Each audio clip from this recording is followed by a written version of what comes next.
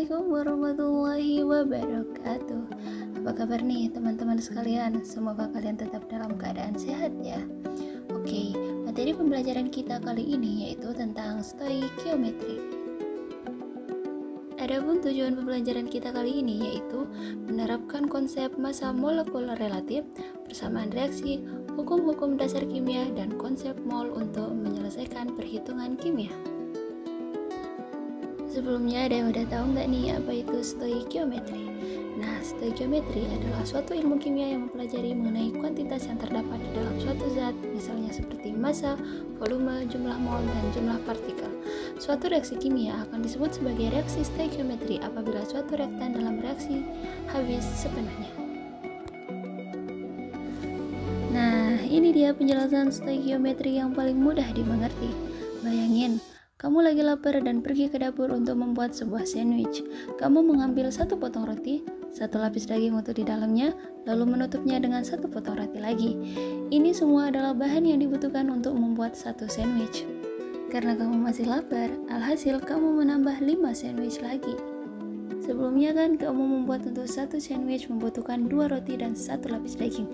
Nah, itu artinya untuk membuat 5 sandwich, kamu memerlukan 10 potong roti dan 5 lembar daging.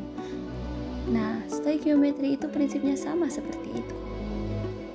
Kita ambil contoh pada reaksi berikut ini. Reaksi amonia ini, molekulnya ini belum seimbang, maka kita butuh tambahan koefisiennya 3 di sini dan 2 di sini.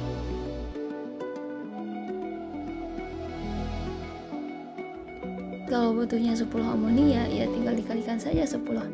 Hasilnya 10 molekul nitrogen bereaksi dengan 30 molekul hidrogen untuk menghasilkan 20 molekul amonia. Kita lanjut ke konsep mol. Mol merupakan satuan yang menunjukkan ukuran partikel yang ada dalam suatu zat apapun.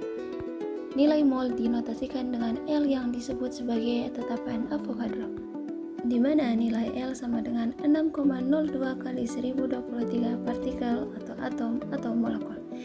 Jumlah partikel benda dapat dicari menggunakan konsep mol. Dapat dirumuskan X sama dengan N kali L, di mana X sama dengan jumlah partikel zat, N sama dengan jumlah mol, dan L sama dengan tetapan Avogadro. Mari kita lanjut. 1 mol sama dengan sejumlah zat yang mengandung atom, molekul, ion yang tepat sama dengan jumlah atom dalam 12 dan isotop sama dengan 12. Mari kita bahas contoh soal berikut ini. Berapakah jumlah mol dari 20 gram senyawa natrium hidroksida jika Air hidrogen sama dengan 1 gram per mol, Air oksigen sama dengan 16 gram per mol, dan Air Na sama dengan 23 gram per mol. Nah, teman-teman sekalian, ini adalah konsep mol yang mana hubungan antara massa dengan jumlah mol. Sebelumnya nih, kita tulis dulu rumusnya di mana mol sama dengan massa dibagi Mr, di mana Mr itu untuk senyawa dan Ar itu untuk atom. Di sini kita sudah dapat data massa yaitu 20 gram. Nah, berarti yang harus kita cari sekarang adalah Mr dari senyawa NaOH. Berarti kita harus hitung dulu Mr untuk senyawa NaOH. Nah, teman-teman sekalian, di sini ada senyawa NaOH dengan jumlah Na atau indeks dari NaOH adalah 1. Kita kalikan dari natrium tersebut yaitu 23. Kita jumlahkan dengan oksigen juga sama indeksnya yaitu 1. Kita kalikan dengan air oksigen. Kemudian yang terakhir adalah hidrogen. Sama ya, indeksnya juga 1. Dari sini kita dapatkan mRNaOH sama dengan kita hitung jumlah mol dari senyawa NaOH tersebut. Didapatkan hasil mol sama dengan massa per mR. Mol sama dengan 40 per 20 sama dengan 2 dibagi 4, hasilnya yaitu 0,5. Jadi jawaban yang benar itu adalah C, 0,5 molar. Selanjutnya yaitu hukum dasar kimia pada stoikiometri. Yang pertama yaitu hukum kekekalan massa. Hukum ini menjelaskan mengenai kondisi massa total suatu zat setelah reaksi yang sama dengan total sebelum dilakukan reaksi. Yang kedua yaitu hukum perbandingan tetap. Hukum ini menyatakan bahwa perbandingan massa unsur penyusun pada senyawa akan selalu tetap. Misalnya ada ketika hidrogen dan oksigen dalam air yang memiliki perbandingan 1:8. Yang ketiga yaitu hukum perbandingan berganti.